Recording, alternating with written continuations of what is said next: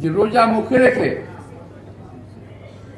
যেই হোক মিথ্যা কথাটা বলেন না, অপপ্রচার করেন না, উল্টা পাল্টা গালিগালাজ করেন না। এতে নিজেদের বংশের পরিচয় মর্যাদা কিন্তু পরিচয় পাওয়া যায়। তো প্রিয় ভাইরা, আমরা রাজনীতি করি, রাজনৈতিক দলের সদস্য আমি, দুইটা রাজনীতির কথা বলতেই হয়। তো আজকে আপনার সঙ্গে আপনি জানেন যে আজকে আমাদের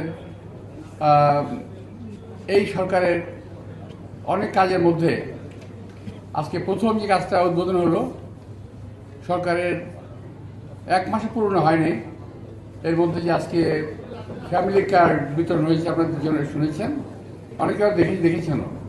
এটা আমি মনে করি সরকারের একটা ভালো কাজের, কিংবা আমাদের যে 31 যে অঙ্গীকার ছিল সেটা একটা প্রথম অন্যান্য দফাগুলোকে পরিপালন করার প্রথম পদক্ষেপ আজকে আমাদের প্রধানমন্ত্রী নিয়েছেন। তাকে আমি ধন্যবাদ জানাচ্ছি আপনাদের সকলের মাধ্যমে। এরপরে আসবে কৃষক কার্ড সহ আর অনেক কিছু আসবে। কিন্তু এর মধ্যে বহু লোক বহুভাবে সমালোচনা করছে এই সরকারের।